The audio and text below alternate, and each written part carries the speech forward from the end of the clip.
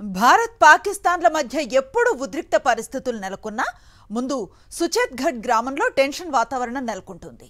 Operation Sindoor తర్వాత అక్కడ పరిస్థితి మరింత దారుణంగా తయారైంది. ఎటు నుంచి ఏ మిసైల్ వస్తుందోనని స్థానిక ప్రజలు భయాందోళనకు గురవుతున్నారు. పాక్ వైపు నుంచి వచ్చిన మోటార్ ఓ ఇంట్లో పడింది. దీంతో గ్రామస్తులు భయాందోళనకు చెందుతున్నారు.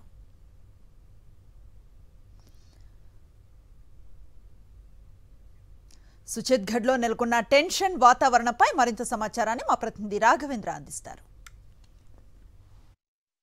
ప్రస్తుతం సరిహద్దు పాక్ భారత్ సరిహద్దు గ్రామంలో ఉన్నాం. గ్రామంలోని ఒక ఇంట్లో ఉన్నాం. ఇక్కడ బార్డర్ అంటే లైన్ ఆఫ్ కంట్రోల్కు 50 మీటర్ల దూరంలో ఈ ఇల్లు ఉంది. ఎప్పుడు కూడా పాకిస్తాన్ వైపు నుంచి ఎటువంటి బాంబులు పడతాయి, ఫైరింగ్ అవుతుందన్న ఆందోళన ఈ గ్రామస్తులో ఉంటుంది. ఆపరేషన్ సింధూర్ తర్వాత కూడా పరిస్థితి కొంత గంభీరంగా ఉంది. గ్రామస్తులంతా కూడా భయాందోళన ఉన్నారు. చూడొచ్చు 2 రోజుల క్రితం శుక్రవారం రోజు పాకిస్తాన్ వైపు నుంచి షెల్లింగ్ జరిగింది.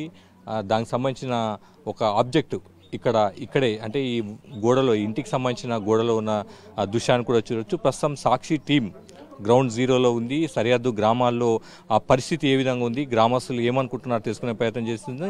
ఇప్పటికే ఆపరేషన్ సింధూర్ తర్వాత టెన్షన్ పెరిగింది. గ్రామస్తులంతా కూడా చాలా వరకు తమ గ్రామాలను విడిచి వెళ్ళి సురక్షిత ప్రాంతాలకు వెళ్ళిన పరిస్థితి. ప్రస్తుతం జమ్మూకు సంబంధించి సరిహద్దు గ్రామమైన సుచేత్గఢ్ దగ్గర ఉన్నాం. గ్రామస్తులంతా కూడా ఉన్నారు. ఇక్కడ వీళ్ళతో మాట్లాడే ప్రయత్నం చేద్దాం. ఎప్పుడు ఈ గ్రామంలో ఎటువంటి పరిస్థితి ఉంటుంది, ఏం జరుగుతుందని తెలుసుకునే ప్రయత్నం చేద్దాం. कैसा था अब 1 वीक से कैसा है गांव में माहौल? पाकिस्तान ने जब से सीज वायलेशन किया तब से लोग काफ़ी दहशत में हैं.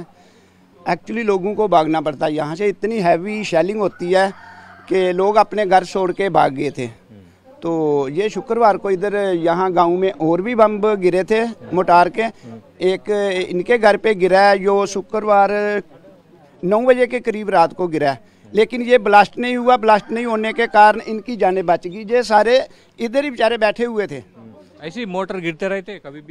मोटर गिरते रहते हैं. गांव में और भी गिरे हैं. कुछ ब्लास्ट हुए हैं, कुछ बारू खेतों में भी गिरे हुए हैं. 1-2 बाहर भी ब्लास्ट नहीं हुआ है. कैसा अभी हालत गंभीर है? कैसा है गाँव में? नहीं, अभी तो जैसे सीज फायर हुआ है तो अभी लोग थोड़ा थोड़ा वापस आना शुरू हुए हैं. आज सुबह से आप आएंगे, गांव के लोग पूरे आएंगे? आप कैसा है, सोच क्या है आपका? जब से अल्टीमेटम कितना 2-3 दिन का है अभी, तो लोग 2 दिन और देखेंगे. तो ऐसे चारा डालने के लिए लोग पशुओं को आते हैं सुबह, तो शाम को चले जाते हैं पीछे.